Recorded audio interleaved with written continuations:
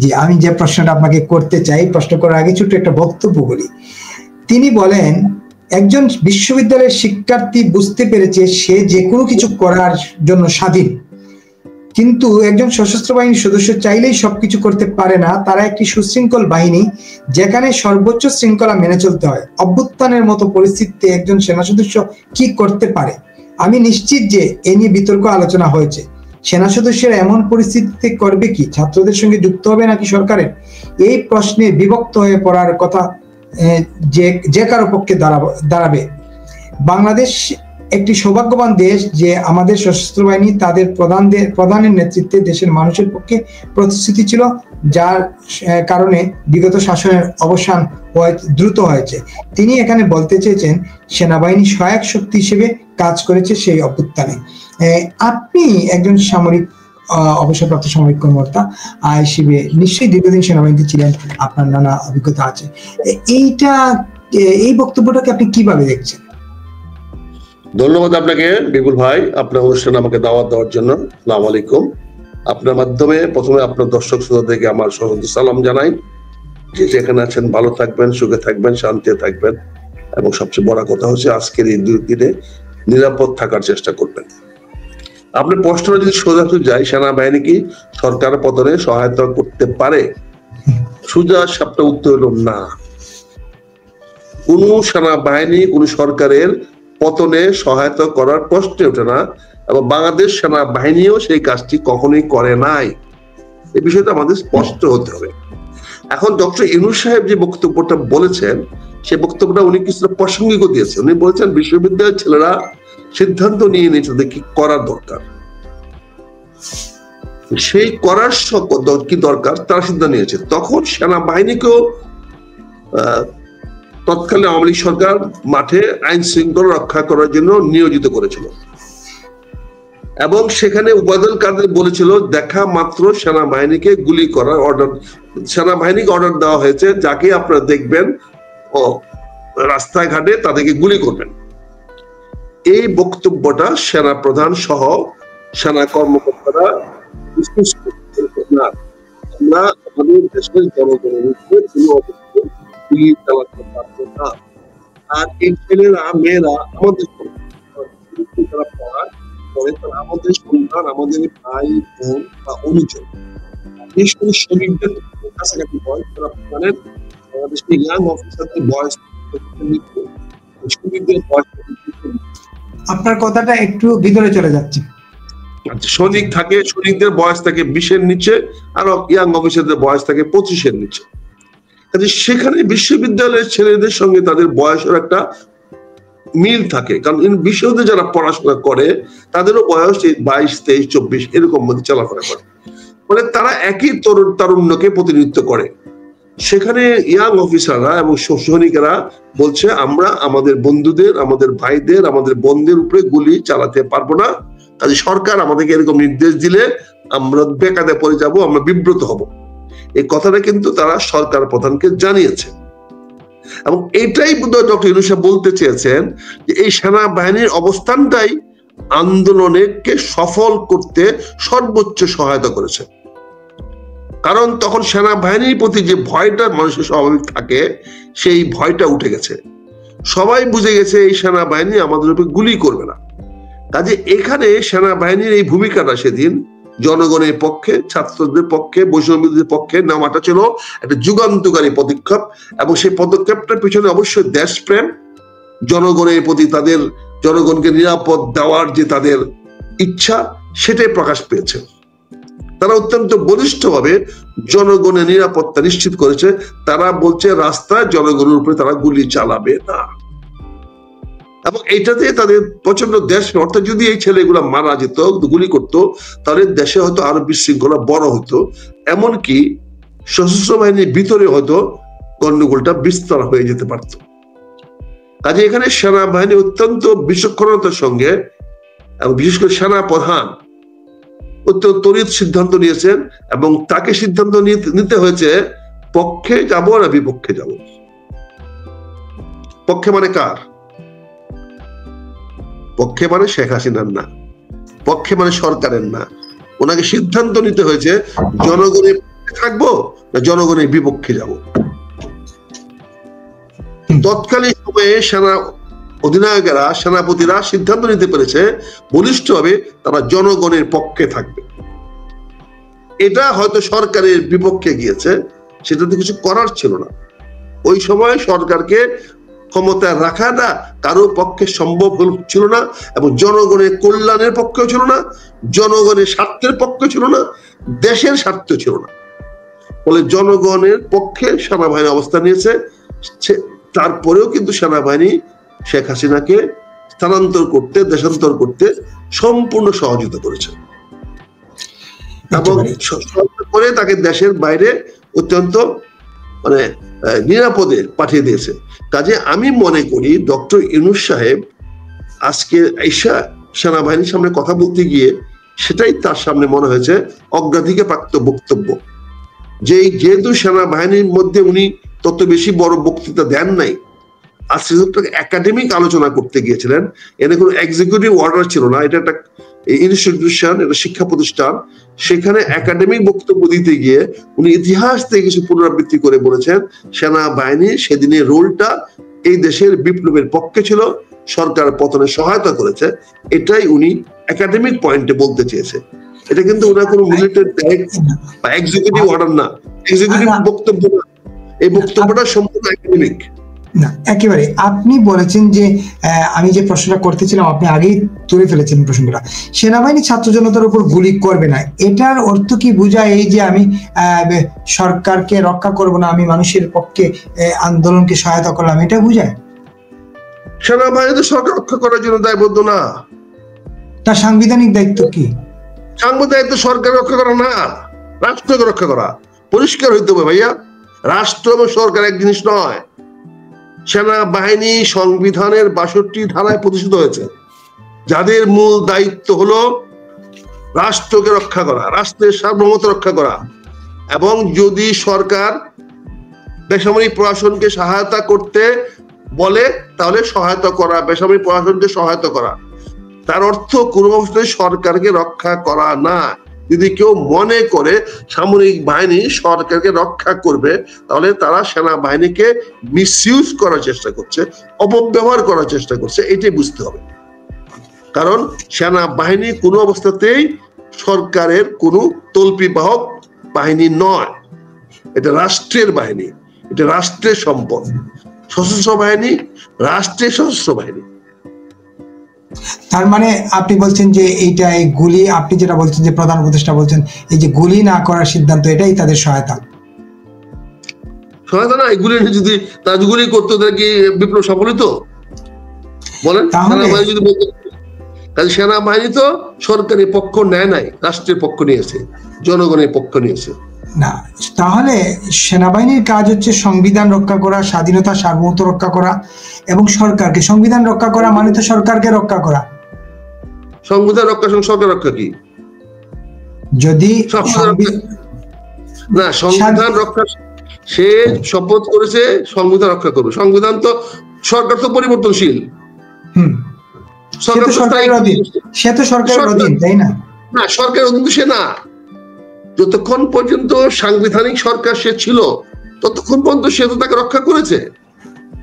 তাকে তো কেউ হত্যা করতে দেয় নাই, তাকে কেউ মারতে দেয় নাই, সে একজন মন্ত্রীকে মারতে দেয় নাই, হত্যা হতে দেয় নাই, একটি সরকারকেও তো সে ক্ষতিগ্রস্ত করতে দেয় নাই। সে দায়িত্ব পালন করেছে এবং তাদেরকে নিরাপত্তা দিয়েছে, নিরাপদে ক্যান্টনমেন্টে নিয়ে আসছে, সবাইকে, সকল মন্ত্রীদেরকে নিয়ে আসছে। সে তো সরকার, কিন্তু সরকারকে টিকিয়ে রাখা তো দায়িত্ব না। তাহলে সেই দায়িত্বটা সে সেনাবাহিনী অত্যন্ত দক্ষতার সঙ্গে, বিচক্ষণতার সঙ্গে করেছে। আর সাংবিধানিক ভাবে সংবিধান রক্ষা করবে, আর সংবিধানে যেই সরকার আসবে সাংবিধানিক ভাবে সেই সরকার রক্ষা করবে। কাজে এখানে তো সাংবিধানিক ভাবে সরকার প্রতিষ্ঠিত হয়েছে। বর্তমান সরকারকে তো সাংবিধানিক ভিত্তি দিয়েছে বাংলাদেশের সুপ্রিম কোর্ট, উচ্চ আদালত। এই সরকারকে সংবিধানের 106 আর্টিকেল অনুযায়ী এই সরকারকে ডক্ট্রিন অফ নেসেসিটি হিসেবে সরকারকে বৈধতা দিয়েছে সাংবিধানিক সরকার হিসাবে। কাজে সেই সরকারকে রক্ষা করার দায়িত্ব সেনাবাহিনী পালন করে যাচ্ছে, তাই এখনো সরকার টিকে আছে।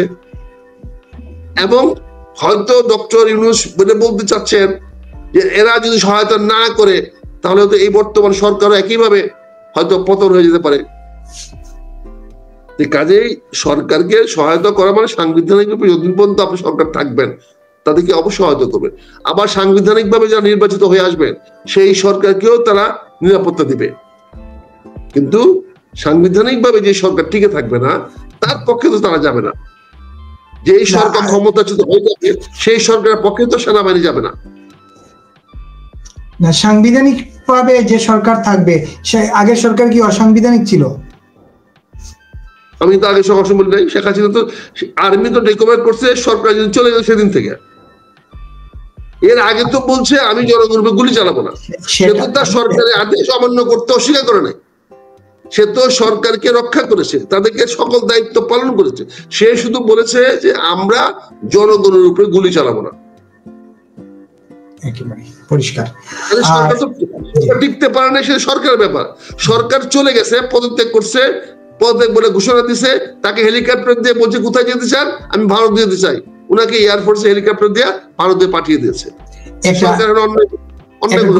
একটা গুরুত্বপূর্ণ প্রশ্ন তুলছেন যে সরকার যতক্ষণ ছিল ততক্ষণ সরকারকে রক্ষা করেছে। ওই দিন বিকেলেই তো সেনাপ্রধান বলেছিলেন যে দেশবাসী আপনারা চিন্তা করবেন না, আপনাদের জানমাল রক্ষার দায়িত্ব আমার। জানমাল কি আসলে রক্ষা করা গেল? না, জানমাল রক্ষা করতে পারে না। এই জন্য তার এই বক্তব্য বলা 15 মিনিট পরে তারা বলছে যে তোমাকে আমরা, তোমার কমান্ড চাই না। আমরা সজীব ওয়াজেদের বক্তব্যে আমরা পাই যে সজীব মাহমুদ তার বক্তব্যে আমরা পাই, ইন্টারভিউ পাই, সে পরিষ্কার তারা বলে দিয়েছে না, সেনা প্রধানের অধীনে কোনো সরকার হবে না, তাদের কাছে তারা যাব না। তখন তারা দায়িত্ব নিয়ে তারা চলে গেছে এপি পত্রিকার অফিসে। সেখানে গিয়ে তারা সিদ্ধান্ত নিয়েছে, বিকল্প সিদ্ধান্ত। সেখানে সেনা প্রধান তো আর সে দায়িত্ব নিতে পারে নাই। যদি সেনা প্রধান দায়িত্ব তৎকালীন সময় নিতে পারতো, দায়িত্ব দিতে, তাহলে আমি বলতে পারি একটি মানুষেরও ক্ষতি হতো না, এই মিল কারখানা কোনোটা আগর হতো না। এই সুযোগটাই করে দেওয়ার জন্য ওয়াকারুজ্জামানের বক্তব্যটাকে তারা ডিফাই করেছে। ওয়াকারুজ্জামান দায়িত্বটা নিয়েছিল, কিন্তু সেই দায়িত্বটা তো আমরা ওনাকে দেই নাই। তো উনি চিফ মাস্টার অ্যাডমিনিস্ট্রেটর হতে পারতেন, উনি উপদেষ্টা প্রধান হতে পারতেন, উনি সরকার প্রধান হতে পারতেন, উনার নেতৃত্বে সরকার গঠিত হতে পারতো। আমরা তো সেই সুযোগটা ওনাকে দেই নাই। উনি যেতে দায়িত্ব নেওয়ার জন্য ভলান্টিয়ার হয়েছিলেন, কিন্তু তারপরেও তো তাকে আমরা সেই দায়িত্ব দেই নাই আমরা। এবং সেখানে সজীবের মতো লোকেরা দায়িত্বটা তার কাছ থেকে নিয়ে আসে। তারা বলছে আমরা 3 দিন দেশে সরকার ছিল না। এই সজীবের কথায় তো আর এটা ফেলে দেওয়া যায় না। 3 দিন তো সরকার ছিল না, 3 দিন তো সেনাপ্রধানের দায়িত্ব ছিল, যেহেতু তিনি দায়িত্ব ছিল না। সেনাপ্রধান দায়িত্ব সরকার ছিল না, সরকার ছিল না, ছিল নাই। কিন্তু ডক্টর ইউনূস কিন্তু তারা অলরেডি উপদেষ্টা বানিয়ে ফেলেছেন, ঘোষণা দিয়ে দিয়েছে উনি আসতে পরে হবে। সরকার তো ছিল, প্রশাসন ছিল, জাপসি ছিল, সবাই ছিল। সেনাপ্রধান তো সরকারকে সরকারি কাজ করা সেনাপ্রধানের দায়িত্ব না, কারো জানমালের নিরাপত্তা দেওয়া সরকারের দায়িত্ব না, রাস্তাঘাটে ট্রাফিক কন্ট্রোল করা সামরিক বাহিনীর দায়িত্ব না। এগুলো অতীতে আপনারা করেছেন, আমরা তো আপত্তি করেছি। 3 দিন সরকার নাই, সেনাপ্রধানে কি করা আছে, সেনাবাহিনী কি করা আছে? সেনাবাহিনী তো অন্য কোনো বিদেশে কাউকে এই দেশে ঢুকতে দেয় নাই। মানে আপনার ডাইকে নিয়ে আসছেন, বিদেশি আইন নিয়ে ক্ষমতায় বসায় দিচ্ছেন, এটা সেনাবাহিনী কি করবে? সেনাবাহিনী তো উচিত ছিল ডক্টর ইউনূসের বিমানটাকে গুলি করে ফেলায় দেওয়া, সে তো বিদেশি, সে বাংলাদেশে ক্ষমতা বসবে কেন? সেনাবাহিনী সেটা করেছে? করে নাই। সেনাবাহিনী কোনো বিদেশিকে বাংলাদেশে আসতে দেয় নাই, কোনো বিদেশি রাষ্ট্রকে দেয় নাই। তাহলে সেনাবাহিনী রাষ্ট্রকে রক্ষা করেছে। সরকারকে রক্ষা করা সেনাবাহিনীর দায়িত্ব না, কর্তব্য না। রাষ্ট্রকে রক্ষা করা সেনাবাহিনীর দায়িত্ব, কর্তব্য। বাংলাদেশের সার্বভৌমত্ব রক্ষা করা সেনাবাহিনীর কর্তব্য। সেটা সেনাবাহিনী করে যাচ্ছে এবং অত্যন্ত, আমি গর্বের সঙ্গে বলতে চাই, আমাদের সেনাবাহিনী সেই দায়িত্বটা অত্যন্ত নিষ্ঠা, দক্ষতা এবং গর্বের সঙ্গে করে যাচ্ছে। এই জন্য জাতি তাদের কাছে কৃতজ্ঞ, আমি তাদেরকে ধন্যবাদ জানাই। একেবারে।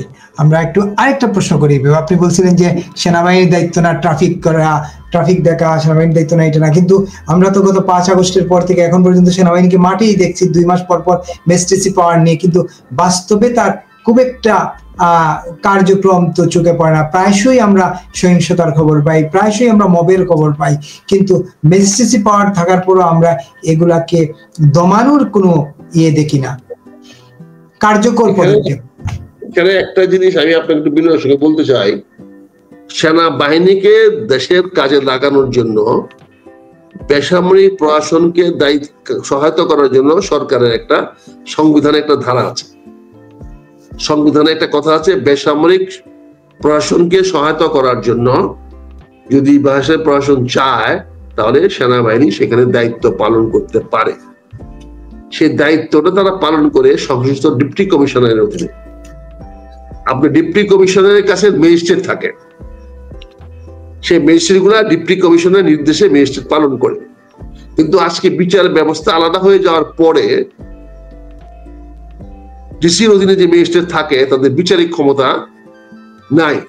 তারা বড় জোর একটা ওই মোবাইল কোর্ট চালাতে পারে এবং 6 মাসের জেল দিতে পারে বা 10,000 টাকা জরিমানা করতে পারে, কিন্তু বিচারক আদালত তার চেয়ে বেশি দেওয়ার ক্ষমতা তাদের নাই। এখন সেনাবাহিনী যখন গিয়েছে তখন এতগুলা ম্যাজিস্ট্রেট তো নাই যে সেনাবাহিনী যেখানে যাবে, সেনাবাহিনী তো কোনো কর্তৃত্ব নাই, কর্তৃত্ব হবে ম্যাজিস্ট্রেটের, এবং সেই কর্তৃত্ব পাবে ডিসির কাছ থেকে। কাজে ডিসির কাছ থেকে তারা কর্তৃত্ব নিয়েছে যে আমার অফিসাররা, ক্যাপ্টেন মেজর সাহেবরা যেখানে ডিউটি করবে সেও তোমার ম্যাজিস্ট্রেট হিসেবে কাজ করবে, এই ম্যাজিস্ট্রেট পাওয়ারটা তারা নিয়েছে। কিন্তু চূড়ান্ত নির্দেশ তো দিতে হবে ডিসিকে। ডিসিকে বলতে হবে তাকে ধরেন, মারেন, কাটেন, জেলে ঢুকান, কি করবেন সেটা বলতে হবে। সেনাবাহিনী ওই ম্যাজিস্ট্রেটকে প্রোটেকশন দেবে যে আপনার নির্দেশটা পালিত হবে, কিন্তু ম্যাজিস্ট্রেটের নির্দেশটা তো আসবে ডিসি সাহেবের কাছ থেকে। সেই জিনিসটা তো আমরা বুঝি না, সেই জিনিসটাতে আমরা ডিসি সাহেবরা এখন কি করব? DC is a very powerful post, DC is not a simple একটা পোস্ট। ডিসিকে আমরা অনেক ক্ষমতা দিয়েছি, অনেক পাওয়ার ইমপ্লাইজ। কমপ্লিট গভর্নমেন্টের যা ক্ষমতা আছে, সকল মন্ত্রণালয়ের যত ক্ষমতা আছে, ওই একটি জেলাতে একজন ডিসি সেই ক্ষমতা প্রয়োগ করতে পারে।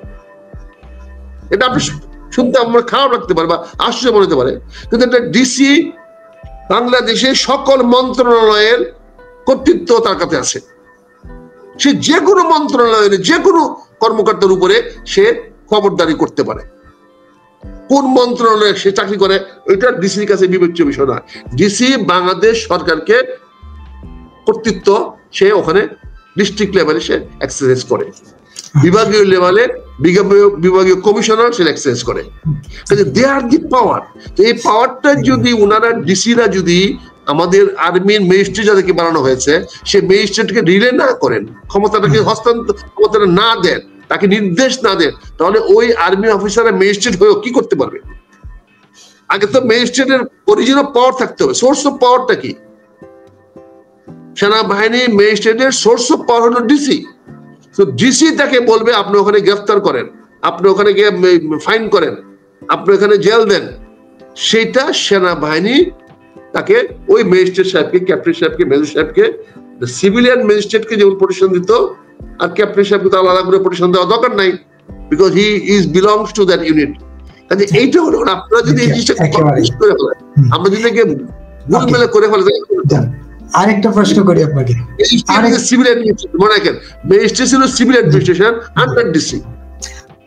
প্রশ্ন করি আপনাকে, সেটা হলো আপনি একটু আগে বলছিলেন যে সেনাবাহিনীর কাজ হলো দেশ রক্ষা করা। এই 5 তারিখ থেকে 8 তারিখ পর্যন্ত দেশ সেনাবাহিনী রক্ষা করে, যে বাইরের কোন শক্তি আসে নাই, কিন্তু বাইরের লোক এসে সরকারে বসে গেছে, এই বিদেশিরা এসে সরকারে বসে গেছে, এটা আপনি বলছিলেন। না না, আমি তো অস্বীকার করছি, আমার বক্তব্য হলো যে বসে গেছেন, আপনি বসাইছেন, আপনার বসাইছেন। এই বসানো থেকে উদ্ধার পাওয়া কবে? না, উদ্ধার নির্বাচনের মাধ্যমে, যখন সুষ্ঠু অবাধ নির্বাচন হবে তখন এই বিদেশি কুকিল গুলা আর থাকতে পারবে না দেশে, বুঝছেন না? এই সিজনাল বার্ডস গুলা না হয় শিকার করবে, মানুষের তাদেরকে শিকার করে ফেলবে। যেমন আমাদের সাইবেরিয়া থেকে যে বার্ডস গুলো আসে, সব বার্ডস তো ফিরে যেতে পারে না। অনেক বার্ডস আমাদের হাওর মারে, অনেকের জালে আটকে যায়, অনেকে ভাবে আটকে দেয়, শিকারির কাছে আটকে যায়। এই সমস্ত ওই যে সিজনাল বার্ডস গুলো আসছে, তারাও হয়তো অনেকে ফেরত যাবে, অনেকে ফেরত নাও যেতে পারে, অনেকে আটকে যেতে পারে এখানে, অনেকে হয়তো শিকার করে তাদেরকে দিয়ে ভুরি পুজো করতে পারে। আমরা তো সাইবেরিয়ান বার্ডসের দেশে থাকি, তো আমরা তো দেখি এই যখন পৌষ মাস, অগ্রহায়ণ মাস আসছে, ঝাঁকে ঝাঁকে পাখি আসতেছে আমাদের এখানে, সবগুলো বিদেশি পাখি, বাংলাদেশি পাখি তো না। এই যে বিদেশি পাখি শিকার হয়ে যেতে পারে, এটা আপনার কেন মনে হচ্ছে? এরা তো আসছে, তাই তো আমরা যখন পাখিটা দেখি আমার জমি ধান খাইতেছে, তখন আমি তাকে শিকার করবো না? আমার পুকুরে যখন মাছ খেতে আসবে পাখিটা নামবে, তখন শিকার করবো না? তাইলে এই পাখিরা মাছ খেয়ে যাচ্ছে তাইলে এখন অবিরত। আমারটা খায়নি এখনো, যারটা খাইছে সে তো ছাড়বে না। কিন্তু এই যে দেশের মাছ তো খেয়ে ফেললো, উষ্মা তাদের প্রতি নাই, আমার তো নেই, কিন্তু যাদের জমিতে খাচ্ছে, যাদের ফসল নষ্ট করতেছে, তারা তো সেই পাখি শিকার করেও ফেলতে পারে না। কিন্তু এই যে মনে করেন দেশেরটা তো খেয়ে ফেলতেছে, এই যে বন্দর টন্দর সব চুক্তি করে ফেলতেছে, মাত্র 5 দিনে বন্দর চুক্তি হয়ে গেছে। সেই জন্য তো বললাম, তারা যেখানে যেখানে যাচ্ছে সেখানে শিকার হয়ে যেতে পারে। আপনি কি মনে করেন এই 5 দিনের এই যে বন্দর করে ফেলেছে, এটা গুড এন্ড ব্যাড পয়েন্ট আছে, কিন্তু তারপরে গোপনে চুক্তি করার ফলে কি বন্দর ঢুকতে পারবে কেউ? ক্ষমতা আছে ডক্টর ইউনূস সাহেবের লোকদের বা ওই কোম্পানির তো পাওয়ারটা বাঁচবে। একটা খুন হলেই তো কোম্পানিটা ফিরত আসবে না, একটা অফিসারকে মায়েরা ফেললেই তো আর এই কোম্পানিতে আসবে না। আপনি কি মনে করেন যে বিভিন্ন ভাবে যে সমস্ত আমেরিকানরা এই বাংলাদেশের মাটিতে ঘুরে বেড়াইছে অতীতে, আগামীতে এইভাবে ঘুরে বেড়াতে পারবে? অনেক শিকার হয়ে যাবে না? অনেক পাখি শিকার হয়ে যাবে না? বলেন। কাজে আজকেও তো আমরা দেখতেছি, কাজে একটু সাবধান হইতে হতো। আজকে আমাদের এত এত ব্যারিস্টার, এত এত উকাল থাকতে আমরা আজকে কি দেখলাম যে আইসিটিতে 2 জন উকিল নিয়োগ দেওয়া হলো বিদেশে বাংলাদেশে বংশোদ্ভূত বিদেশি নাগরিক, তাদেরকে দেওয়া হলো। তার মানে কি আমাদের দেশের লয়ার সাহেবরা অযোগ্য না? আমাদের দেশের যে বড় বড় লয়াররা কথা বলেন, অনেক লয়াররা প্রায় হয়তো টেলিভিশনের লয়াররাই দেখি কথা বলেন, তারা কি করবেন বলেন? তাদের যোগ্যতা নাই এখানে বসার। লন্ডন থেকে আনতে হবে বাংলাদেশে বংশোদ্ভূত লয়ারদেরকে আইনটা বানাইতে হবে, adviser to the chief prosecutor. Chief prosecutor দিনে অ্যাডভাইস লাগতেছে, কারণ যেহেতু বিচারটা উনি সঠিকভাবে প্রসিকিউশন করতে পারেন নাই। এটা বিচারক সাহেব জনগণের প্রত্যাশা পূরণ করেছেন, ফাঁসি দিয়ে দিয়েছেন, বিচারক সাহেব নিজের ঝুঁকি নিয়ে দিয়েছেন, কিন্তু মামলা তো প্রমাণ হয় নাই, মামলা তো কোনো ইনগ্রেডিয়েন্টস নাই। প্রসিকিউশন তো এখানে এমন কোন এলিমেন্ট দিতে পারে না যে এলিমেন্টে ফাঁসি হওয়া দরকার। ড্রোন দিয়ে আকাশে উড়িয়া তথ্য দিলে তো এটা ফাঁসির অফেন্স হয় না। হেলিকপ্টার নিয়ে আকাশে ঘুরিয়া মানুষকে ভয় দেখাইলে বা গুলি করলে এটা ফাঁসি হইতে পারে না। আইন সেটার জন্য প্রধানমন্ত্রী ফাঁসি হইতে পারে না, বুঝতে পারছেন না? কাজে এগুলো তো, এবং সিপাহী পুলিশ গুলি করলে তার জন্য তো প্রধানমন্ত্রী ফাঁসি হইতে পারে না। প্রধানমন্ত্রী তাদের বিরুদ্ধে অ্যাকশন না নিলে, যেটা বারবার বলা হয়েছে, তুমি you could not control atrocity, অর্থাৎ তুমি সহিংসতা বন্ধ করতে পারো নাই। তাহলে সহিংসতা যদি হেলিকপ্টার দিয়ে গুলি করলে যে অপরাধ হয়, তাহলে সহিংসতা হবে কেমনে? এই যে আজকে প্রধান উপদেষ্টা আরো বলেছেন যে সেনাবাহিনীকে আগামী নির্বাচনে সহায়তা করতে হবে, সাহায্য করতে হবে। ওনাকে তো এটাও পরিষ্কার করতে হবে যে সাহায্য সহযোগিতা করতে গেলে তারাও যেন ওই আইসিটি কোর্টে তাদের জন্য না নিয়ে যাওয়া হয়, সে নিশ্চয়তা দিতে হবে। নাহলে তারা কেন নির্বাচনে সাহায্য করতে যাবে? তাদের কি টাকা পড়ছে? এখানে তো প্রধান উপদেষ্টা মহোদয়কে পরিষ্কার করতে হবে যে তারা নির্বাচনে গিয়ে তাদের দায়িত্ব পালন করলে সেখানে তাদেরকে আগামীতে আইসিটির মোকাবেলা করা হবে না, এটা তো বলতে হবে, বুঝতে পারছেন না? আসলে তো অনেক কথা বাজারে বেরিয়ে আসতেছে, অনেক বক্তব্য বেরিয়ে আসতেছে। আজকে যে সমস্ত এই যে হাওয়া অফিসে কথা বলা হচ্ছে, সেখানে বলা হচ্ছে অনেকে তো এয়ার কন্ডিশন রুমে রাখা হয়েছে, অনেকে তো বাড়ির থেকে খাওয়া দাওয়া নিছে, সবাই জানতো যেখানে আছে, এসি রুমে রাখা হয়েছে, এরকম কথাবার্তা তো আজকে বেরিয়ে আসতেছে। তার মানে ওই যে ওই আয়না ঘরে এসিও ছিল, এসি আইনও ছিল, এসি রুমে আইনও ছিল, বলেন। কাজে সেখানে রাখা হয়েছে অনেকদেরকে। এই কথাগুলো তো বাজারে বেরিয়ে আসতেছে এবং যত সময় যাবে আরো বেরিয়ে আসবে। হয়তো আয়না ঘরে পুরো হিস্ট্রিটা বলে আসবে, কি কারণে একটা লোক আয়না ঘরে নেওয়া হয়েছিল সেটাও বেরিয়ে আসতে পারে, বা কি কারণে গল্পের আয়নাঘর তৈরি করা হয়েছিল নাকি। হ্যাঁ, এগুলো আসতে পারে, এগুলো বেরিয়ে আসবে সময় তো বলে দেবে। কিন্তু আপনি একটা গুরুত্বপূর্ণ কথা বলেছেন যে এই বিচার হয় না, এরা প্রধান বিচারপতি নিজ দায়িত্বে ফাঁসি দিয়ে দিচ্ছেন। এইটা আমার বোধগম্য হচ্ছে না। বিচারপতি কেন নিজ দায়িত্বে ফাঁসি দিতে গেলেন? কি করবে? নাহলে জনগণের বুঝতে করবে না। সে যদি ফাঁসি না দেয় জনগণ তারা ছাড়বে? এই আদালতে বাইরে পারতো সে, বলেন। কাজে সে জনগণের ফোন করেছে, সে কি ফাঁসি রায় না দিয়ে করতে বেরোতে পারতো? এমনি তো অসুস্থ হয়ে গেছে, এমনিতেও তিনি অসুস্থ হয়ে গেছেন। আর তিনি যদি ফাঁসি না দিতেন তাহলে জনগণ তো পিঠে মেরে ফেলে তুই আদালত। জনগণের প্রত্যাশা ছিল, তার মানে আদালত জিম্মি? আদালত জিম্মি বলছি না, আমি বলছি জনগণের প্রত্যাশা পূরণ করেছেন, জিম্মি তো বলি নাই। আমি বলছি আদালত জনগণের প্রত্যাশা পূরণ করেছেন, কিন্তু আদালতে প্রসিকিউশন যারা করেছেন তারা আদালতের সামনে অকাট্য প্রমাণ দিতে পারেন না। এটা প্রমাণিত, এটা দেখা গেছে, সবাই দেখা যাচ্ছে। এটা যারা প্রসিকিউশনে ছিল তারা বক্তৃতা দিয়েছে, কিন্তু তারা তথ্য উপাত্ত এবং মামলার প্রমাণ করার জন্য যা যথেষ্ট তা দিতে পারে নাই। এটা আমার কথা না, তো জাতিসংঘ বলেছে তোমরা বিচার করেছো, কিন্তু বিচারটা আমাদের কাছে স্বচ্ছ মনে হয় নাই। এবং আরো বলেছে যে প্রাণদণ্ড দেওয়াটা, মৃত্যুদণ্ড দেওয়াটা তাদের পলিসির মধ্যে পড়ে না। এটা বলেছে আমেরিকান এমবেসির থেকে, আমেরিকান প্রেস রিলিজে তাই বলা হয়েছে। আমেরিকানরা বলেছে, অনেক মিডিয়া বলেছে, ইন্টারন্যাশনাল ক্রাইসিস ম্যানেজমেন্ট তারাও বলেছে যে এটাতে দেশের অশান্তি আরো বাড়বে, রাজনৈতিক বিভেদ আরো বৃদ্ধি পাবে, রাজনৈতিক প্রতিহিংসা আরো বৃদ্ধি পাবে। এটা তো অনেক মানুষই ভাবতেছে। কাজে ফাঁসিটা তো এখন না দিয়ে তো উপায় ছিল না। এই জনগণের প্রত্যাশাটা তো যে কোনো কারণে হোক শেখ হাসিনার পক্ষে ছিল না, এখন নাই। যদি আগামীতে আবার পক্ষে যায় তাহলে হয়তো আবার উনি পুনর্বাসিত হইতে পারেন। কিন্তু জনগণের কাছে তো ওনাকে পরিষ্কার করতে হবে যে উনি জনগণের জন্য ভালো করতে চেয়েছিলেন, কার জন্য ভালো করতে পারেন নাই। এটা যদি উনি ওনার সৎ উদ্দেশ্য থেকে থাকে জনগণের কল্যাণের জন্য উনি করেছেন, তাহলে উনি জনগণকে বলুন, জনগণকে জানাক, দিল্লি থেকে জানাক। আমি বাংলাদেশে আসতে বলবো না, কারণ বাংলাদেশে আমি ওনাকে নিরাপত্তা দিতে পারবো না। যেহেতু নিরাপত্তা দিতে পারবো না, আমি তাকে বাংলাদেশে আসতে বলবো না। আর আমার সরকার যদি ওনাকে আনতে পারে আমি তো সহযোগিতা করবো, তো আনার হ্যাডম থাকলে নিয়ে আসেন, তা আমি তাকে ধরে নিয়ে আসতে পারবো না, এই ক্ষমতা তো আমার নাই। কিন্তু আমার প্রত্যাশা থাকবে সরকার বাংলাদেশে যেহেতু তাকে উনা নিয়ে এসে বাংলাদেশে বিচারে মুখাপেক্ষি করা হোক। তার মানে সরকারের হ্যাডম নাই ওনাকে আনার নাকি? থাকলে দেখাক, আমি তো বলছি না, থাকলে সরকার দেখাক। একেবারে। আপনি নির্বাচনের প্রসঙ্গে বলছিলেন যে এই সেনাবাহিনীর কথা বলছিলেন, যে নির্বাচনে যে সেনাবাহিনীর দায়িত্ব পালন করে, নির্বাচন কি দেখতেছেন? এটা তো পরিষ্কার একদম, ধবধবা ফেব্রুয়ারি মাসে শীতের পরে নতুন নির্বাচন হবে। সুন্দর পরিবেশে ফেব্রুয়ারি মাসে ফুরফুরা সময়, একদম বসন্তকাল, শীতেরও শেষ, বসন্তকালের শুরু, ওই সময় ফুরফুরা মেজাজে বাংলাদেশে নির্বাচন হবে। এটা তো দৃশ্যমান, স্পষ্ট। যারা দেখতে পায় না তারা তো হলো জেগে ঘুমাচ্ছে, তাকে ঘুম কেমনে ভাঙাবেন? সে চোখ বন্ধ করে দেখার চেষ্টা করছে, তাহলে সে কি করে দেখবে? চোখটা খুলে দেখেন, নির্বাচন যত সময় হবে।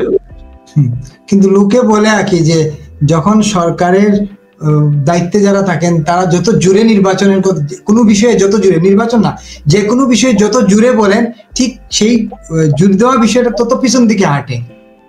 20 কোটি মানুষের দেশে যদি 1% লোকও যদি দ্বিমত পোষণ করে তাহলে 20 লক্ষ লোক হয়। এটা অনেক আফ্রিকান দেশ জনসংখ্যা নাই।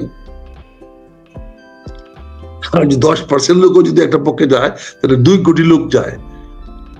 সবার কথার গুরুত্ব আছে, মূল্য আছে, সবারই দ্বিমত করার অধিকার রাখে। কিন্তু আমি মনে করি যে বৃহদাংশ মানুষ, বাংলাদেশের মানুষের কাছে এরকম কোনো ভুয়াশা নাই, এরকম কোনো কোনো মনে রাখো কোনো দ্বিধা নাই।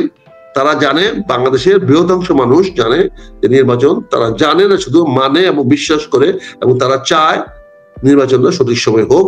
কারণ নির্বাচনটাই বাংলাদেশে আমাদের জন্য বর্তমানে সবচেয়ে ভালো ওষুধ। এটি আমাদেরকে বাঁচাতে পারবে, বাংলাদেশের মানুষকে নতুন একটা গতিমুখ দেওয়ার জন্য। এই দেশ কোন দিকে যাবে, কিভাবে যাবে, এটা নির্ধারণ করার জন্য আমাদের একটা নির্বাচন অত্যাবশ্যক। এই নির্বাচনটা হলো আমাদের জীবন রক্ষাকারী ট্যাবলেট, জীবন রক্ষাকারী ঔষধ। এইটাকে আমাদেরকে যে কোনো অবস্থাতে সবাই মিলে আসেন, নির্বাচনের বিপক্ষে প্রপাগান্ডা না করে আমরা সবাই বলি নির্বাচনটা দেন। নির্বাচনের বাইরে যদি কেউ যেতে চান তাহলে 10% লোকের হয়তো একটা সুইসাইডাল ওয়ার্ড মাইন্ডে থাকতে পারে, হয়তো তাদের অন্যরকম এজেন্ডা থাকতে পারে, সেটা আমি বলছি না, আপনি সেটা বাস্তবায়ন করার অধিকার রাখে। কিন্তু বৃহদাংশ মানুষ যদি আপনাদের পক্ষে যায় আমার কোনো আপত্তি নাই। কিন্তু এখন এই বর্তমানে বৃহৎ অংশের লোক, বাংলাদেশের অন্তত 70-80% লোক নির্বাচনের পক্ষে। তাদেরকে যদি আপনি ঘুরাইতে পারেন, বদলাইতে পারেন, আমার কোনো আপত্তি নেই। কিন্তু আমি মনে করি ব্যক্তিগতভাবে বাংলাদেশে নির্বাচন ছাড়া আমাদের সামনে কোনো রাজনৈতিক বিকল্প নাই। যদি নির্বাচন না হয় ভবিষ্যৎটা কি তাহলে দেশের? পরিষ্কার জলবত্তর দেশের গৃহযুদ্ধ হবে। ডক্টর ইউনূসকে তো এই নির্বাচন ফেব্রুয়ারিতে না থাকলে ওনাকে ক্ষমতায় থাকতে দেশের মানুষ দিবে না, এটা স্পষ্ট। তখন কেউ কাউকে মানবে না, কারো কথা মানবে না, এবং সেনাবাহিনীও সেখানে তাদের কিছু করার থাকবে না। তাদের কার পক্ষ নিবে? ডক্টর ইউনূসের পক্ষ নিবে সেনাবাহিনী? শেখ হাসিনার পক্ষে নেয় নাই, ইউনূসের পক্ষ কেন নিবে? আর সেনাবাহিনী ইউনূসের পক্ষ না নিলে শেখ হাসিনার পুলিশ নিজের থানা রক্ষা করতে পারে নাই। যখন জন জেগে উঠেছিল, যখন ছাত্র জনতা জেগে উঠেছিল, তখন পুলিশ তার থানায় থাকতে পারে নাই, তাদেরকে মাইরা তাদের ওই থানাতে ঝুলায় রাখছে, কিছুই করতে পারে নাই। এমনকি সে যে মারা গেছে এই রিপোর্টটা এখন পর্যন্ত তারা করতে পারে নাই, এখন পর্যন্ত আনতে পারে নাই। তা আগামীতে তো ফেব্রুয়ারি মাসে এই অবস্থাই হবে। জয়ী কে হবে আমি জানি না। এখানে বাংলাদেশে একটা গৃহযুদ্ধ অবশ্যম্ভাবী, এবং ফলাফল বাংলাদেশ 3 ভাগে বিভক্ত হবে। বাংলাদেশকে কোনো একটি বিদেশি শক্তি, বিদেশি মানে কি আমাদের প্রতিবেশী শক্তি, বাংলাদেশটাকে 3টি ভাগে ভাগ করে ফেলবে। আপনি একটা জিনিস খেয়াল করে দেখেন, কথায় কথা চলে আসে, আমাদের NSA national security adviser, so called national security adviser, উনি একদিন আগে দিল্লিতে গিয়েছেন। কেন? ওই কলম্বো ক্লেমের এনক্লেভ মানে স্ট্রিট ক্লেমে কথা বলার জন্য, কথা বলে আলোচনা করার জন্য সিকিউরিটি গেছেন। বাংলাদেশের এতদিন ধরে সবার স্পিরিট, বৈষম্য ছাত্র আন্দোলন সহ সবার স্পিরিট, আমরা ভারতের সঙ্গে চোখে চোখ রেখে কথা বলবো, ভারতের প্রতি নত জানু দৃষ্টি আমরা দেখাবো না। কিন্তু আজকে দেখেন তো ছবিটা, অজিত দোভাল আরেক দিকে তাকায়া হ্যান্ডশেক করতেছে, আর আমাদের মান্যবর NCA সাহেব ওনার দিকে মাথা নত করে তাকাই যাচ্ছেন। কোথায় চোখে চোখ রেখে কথা বললেন? আপনাকে কে বলছিল গিয়ে এই ছবিটা তুলতে? এখানে এরকম ভাবে ছবি তুলতে গেলে আপনি ব্যানাগিরি করে ছবি তুলতেন, দরকার পড়ে তাকে হাত টাইম দিয়ে কথা বললে কথা বলো, নাহলে তোমার নাসছি, পারলেন না। তারপরে আপনি শেখ হাসিনার দেশে ফিরে আনার দাবিটা এই দেশের অনেক মানুষের, আমার না, আমি পরিষ্কার করেছি আমার না, কিন্তু অনেক মানুষের। তুমি ওই মানুষদের পক্ষের লোক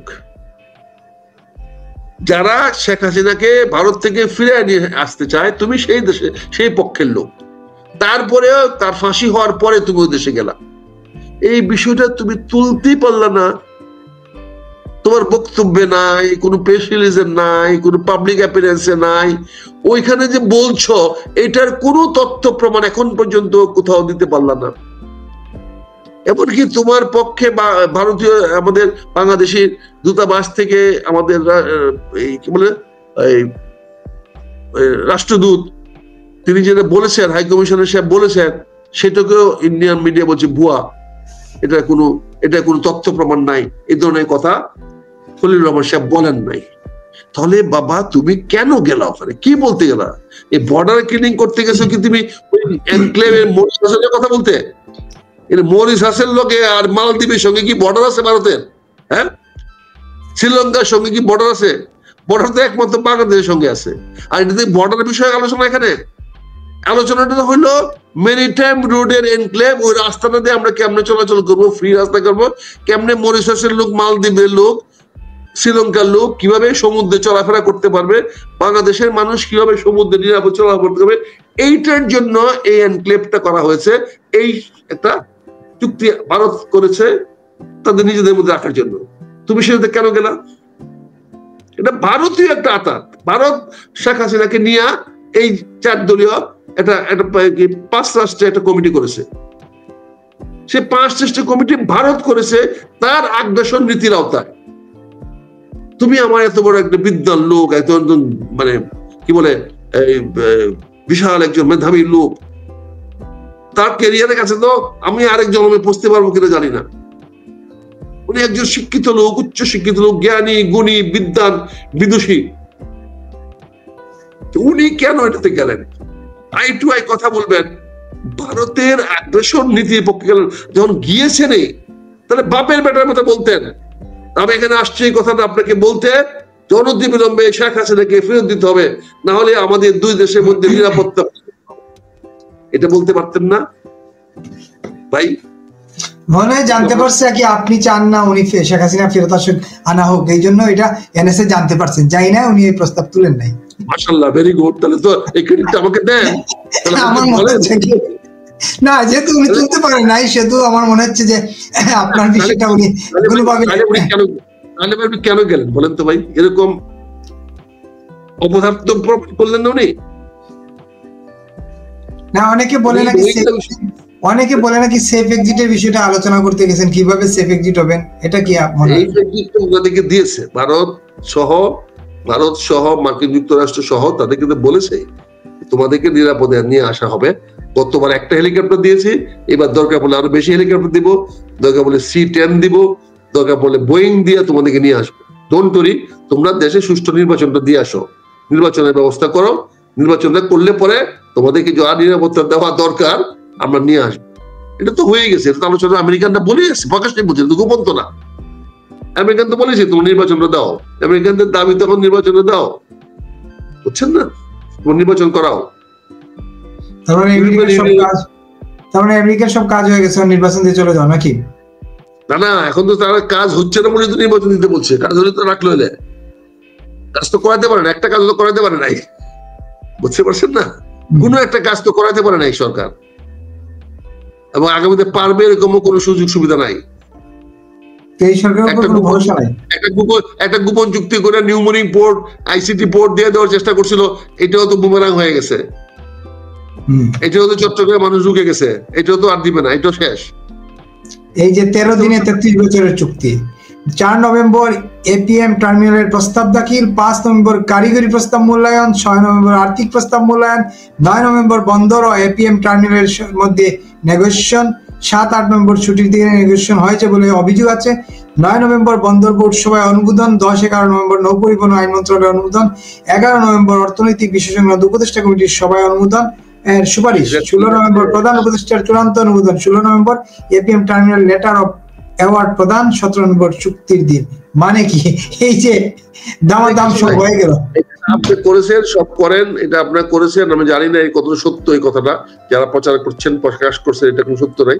তবে এইটা জানি যে এই চুক্তি হবে না, জনগণ জেনে গেছে, ফসে গেছে, জনগণ বিপক্ষে চলে গেছে। ওই সবগুলোকে চুবায় মারবে নিউপুরিং পোর্টে, বুঝছেন না? সবগুলো চুবা খাবে, যারাই যাবে, দেশি বিদেশি যাও, সব চুবা খাবে। কারণ আগামী সরকার যারাই আসবে, কোন সরকারে এই চুক্তিটা মানবে না বলে ইতিমধ্যে তারা ঘোষণা দিয়ে দিয়েছে। তারা ইতিমধ্যে বলে দিয়েছে যে তোমার চুক্তি করার কোনো অধিকার নাই, তুমি চুক্তি ফুক্তি করো না। কাজে এটা সকল রাজনৈতিক দল বলে ফেলছে। কাজে বিদেশিরা এত বোকা না যে এই চুক্তি কথা বলার পরে তারা টাকা নিয়োজিত করবে। এটা ফরগেটেড। এই বিষয় নিয়ে যদি আলোচনা করতে চান তাহলে বিস্তারিত তথ্য নিয়ে আলোচনা করব। আপনি তথ্য নিয়ে আসেন, আমিও তথ্য দিয়া আপনার সঙ্গে দরকার বলে 1 ঘন্টা এইটার উপরে আলোচনা করবো। যে আলোচনা করবো। শেষ প্রশ্ন করে ফেলি, ওই যে আপনি বলছিলেন এনএসএ গেলেন দিল্লি, তাইলে কি ওনারা দিল্লি তুষণ নীতিতেই গেলেন কিনা? কি মানে দিল্লিকে তুষ্ট করে আমরা যতদিন চালাইতে পারি এরকম কিছু কিনা? আরে বুঝি না, আমি একজন ব্যক্তি রাজনীতি করি, একটা বড় দলের সঙ্গে আমি নাই বলে আমার কোনো দাম নাই, বালটার দামও নাই বাংলাদেশে। কেন নাই? কারণ আমি কোনো একটি বড় রাজনৈতিক দলের অংশীদার না। আপনি বাংলাদেশে কোন চুতিয়া ভাই? আপনি সারা পৃথিবীতে বেটাগিরি করবেন? আপনি ইন্ডিয়ার সঙ্গে গন্ডগোল করে আপনি কেঠা? হ্যাঁ, বাঙালি আপনার আর চুদির ভাই, বাঙালি আল্লাহর সারা জীবন তো পরের বাড়িতে গেলে কামলাই কাটছস। কোন দিন চালাইছস তোরা দেশ জাতি? বিহারির আনছস, উত্তরপ্রদেশের লোক আনছস, আরবের থেকে লোক আনছস, আফগানিস্তান থেকে লোক আনছস, অন্য তোদের মা বোনকে সব দিয়া তোরা সারা এই দেশে জাতি তৈরি হয়েছস। হ্যাঁ, আর কথায় কথায় ইন্ডিয়ার বিপদ করস। আর বেটা ইন্ডিয়াতে তো শক্তি, তোর চেয়ে অনেক বড় শক্তি, তোর বাপের চেয়ে বড় শক্তি, তোর 14 গোষ্ঠীর চেয়ে বড় শক্তি। তার সঙ্গে তুই কথায় কথায় ঝগড়া করবি, তার সঙ্গে কথায় কথায় আঙুল দিবি, আই টু আই কথা বলবি, আর ওখানে গিয়া পায়ের দিকে তাকায় থাকস। সত্যকে সত্য হিসাবে মেনে নেন। ভারত আমাদের জন্য অনেক বড় মহাশক্তি। আমরা ভারতের সঙ্গে পাকিস্তানের মতো স্টুপিড না, আমরা জাউরা না। আমাদের পক্ষে ভারতের সঙ্গে 4 পাঁচ দেওয়া আছি। আমাদের 20 কোটি মানুষ হলো আমাদের সম্পদ। এই 20 কোটি মানুষের জন্যই আজকে আমরা নিরাপদে আছি। ভারত আমাদের দিকে চক্ষু তুলে তাকাতে পারে না। এই 20 কোটি মানুষের দায়িত্ব সে নিতে হবে। আমার স্বাধীনতা রক্ষা কবচ, আমার মিলিটারি শক্তি, সামরিক শক্তি, সকল শক্তি হলো এই 20 কোটি মানুষ। 20 কোটি মানুষ যদি ঐক্যবদ্ধ থাকবে, একত্রবদ্ধ থাকবে, বাংলাদেশের 1 ইঞ্চি মাটিও কোন শুয়োরের বাচ্চা কোনো লোক নিতে পারবে না। কিন্তু যদি ঐক্য না থাকে, আমাদের অনৈক্য সৃষ্টি হয়, বিভেদ সৃষ্টি হয়, সবচেয়ে বেশি ক্ষতিগ্রস্ত হবো আমরা। অতীতে হয়েছি, বারবার বঞ্চিত হয়েছি, প্রবঞ্চিত হয়েছি, আমাদের সম্পদ লুটে নিয়ে গেছে সবাই। আমরা গরিব ছিলাম না, আমরা দরিদ্র ছিলাম না, আমরা না খেয়ে থাকতাম না, আমরা শিকার করে খাই নাই, আমরা জন্মের থেকে উৎপাদন করে খাচ্ছি, আমরা পরে সম্পদ দখল করে খাই নাই। কাজে এখন আপনারা আমাদেরকে এই এমন জায়গায় নিয়ে গেছেন, আমাদের বিভেদ কারণে, আমাদের মধ্যে বিভেদ লাগাই দিয়া, ভাইয়ে ভাইয়ে নিজেরা মারা লাগাইয়া। কাজে আমি ভারতের শতভাগ বিরোধী, বিদ্বেষী, কিন্তু ভারতের সঙ্গে শত্রুতা করার জন্য আমি কোনো অবস্থাতে সাহস রাখি না। আমি ভারত বিদ্বেষী এই জন্য যে ভারতের সঙ্গে আমার স্বার্থের সংঘাত আছে। আমি আমার স্বার্থ ভারতকে বিগায় দিতে পারি না। আমি ভারত বিরোধী এই জন্য, ভারত যেটা চায় সেটা আমার স্বার্থের বিপক্ষে, ফলে আমাকে তার বিপরীত অবস্থা নিতে হবে। কিন্তু আমি ভারতকে আমার শত্রু বানাতে পারি না। ভারত কোনো অবস্থাতে ভারতকে শত্রু বানানোর মতো শক্তি আমার নাই। ভারতের সঙ্গে আমাকে বন্ধুত্ব নিয়ে থাকতে হবে, কিছুটা নত হয়ে থাকতে হবে। এটাই আমার ভাগ্য, এটাই আমার রাজনৈতিক অবস্থান, এটাই আমার ভৌগোলিক অবস্থান। এটাকে অস্বীকার করার ক্ষমতা আমাদের নাই।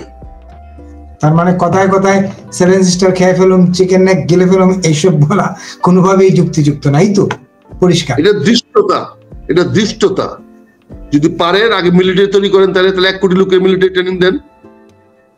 খাইবেন নাকি? হ্যাঁ, পারলে 1 কোটি লোকের ট্রেনিং দেন, মিলিটারি ট্রেনিং দেওয়ান, তারপরে এই কথাগুলো বলেন। দৃষ্ট দেখেন না, বুঝছেন না? অসংখ্য ধন্যবাদ মেজর।